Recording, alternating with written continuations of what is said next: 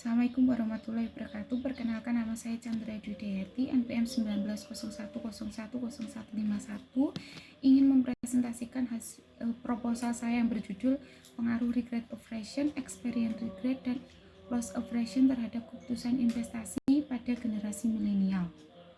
Yang selanjutnya, fenomena pada penelitian ini yaitu menurut laporan Kusodian Central Effect Indonesia atau KSEI menunjukkan jumlah investor pasar modal mencapai angka 7,8 juta investor per akhir Januari 2022. Jumlah ini mencatatkan kenaikan 5% secara bulanan dari posisi akhir Desember 2021 yang sebesar 7,45 juta.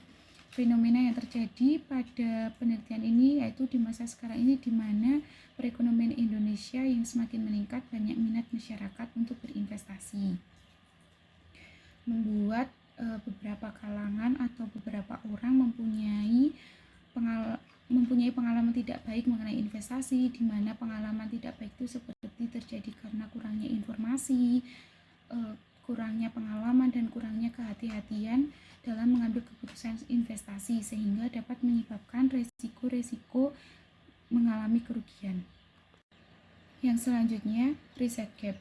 Dapat dilihat dari penelitian terdahulu, ada dua penelitian. Yang pertama, pengaruh overconfidence, regret aversion, loss aversion, dan herding bias terhadap keputusan investasi di Indonesia, yang ditulis oleh Nur Arif Adipun Joartanto, di mana regret aversion berpengaruh terhadap keputusan investasi dan loss aversion berpengaruh terhadap keputusan investasi.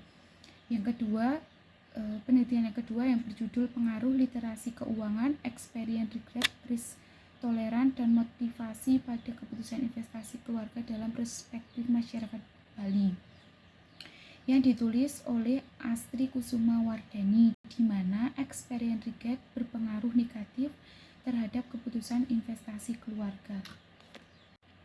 Yang selanjutnya, tinjauan pustaka. Pada penelitian ini menggunakan teori behavior finance yang merupakan suatu model pasar keuangan yang menekankan potensi implikasi faktor psikologi yang dapat mempengaruhi perilaku investor. Behavior finance mempelajari aspek psikologi dari pengambilan keputusan finansial dan penjelasan irasional investor dalam pengambilan keputusan investasi. Behavior finance secara kontras mempelajari bagaimana orang gagal dalam memenuhi keputusan mereka yang ideal dan bagaimana pasar pada batasan tertentu tidak efisien. Selanjutnya, metode penelitian.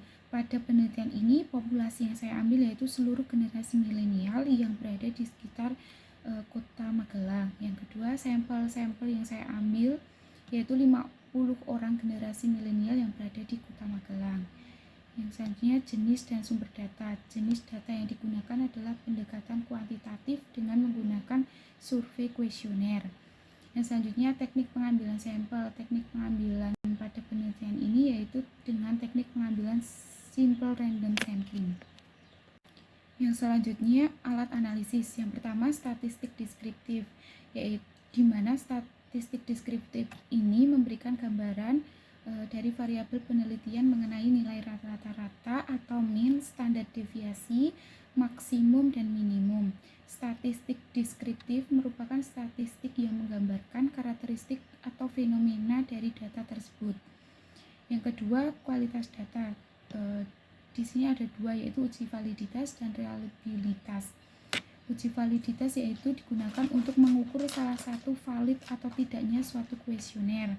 Sebuah instrumen atau kuesioner dikatakan valid jika pertanyaan pada instrumen atau kuesioner mampu mengungkapkan sesuatu yang akan diukur oleh kuesioner tersebut. Yang kedua, uji reliabilitas, yaitu alat untuk mengukur suatu kuesioner yang merupakan indikator dari variabel atau konstruk. Suatu kuesioner dikatakan reliable atau handal jika jawaban seorang terhadap pernyataan adalah konsisten atau stabil dari waktu ke waktu. Yang selanjutnya, uji hipotesis. Yang pertama ada uji T. Uji T itu digunakan untuk menguji pengaruh masing-masing variabel independen yang digunakan dalam penelitian ini terhadap variabel dependen secara parsial. Uji T ini digunakan untuk merupakan jawaban sementara terhadap rumusan masalah yang menanyakan hubungan antara dua variabel atau lebih. Yang kedua, uji F. Uji F itu digunakan untuk melihat model analisis memiliki tingkat kelayakan model yang tinggi, yaitu variabel-variabel yang digunakan mampu menjelaskan fenomena yang dianalisis. Uji F digunakan untuk melihat pengaruh variabel independen atau bebas secara bersama-sama berpengaruh terhadap variabel dependen atau terikat. Yang ketiga, uji koefisien determinan. Di sini, uji ini bertujuan untuk mengukur seberapa jauh kemampuan model dalam menerangkan variasi variabel terikat. Koefisien determinan ini menunjukkan proporsi yang diterangkan oleh variabel bebas dalam model variabel terikat. Sisanya dijelaskan oleh variabel lain yang tidak dimasukkan dalam model, formulasi model yang keliru, dan kesalahan eksperimen. Sekian presentasi dari saya ucapkan terima kasih, kurang lebihnya saya mohon maaf. Wassalamualaikum warahmatullahi wabarakatuh.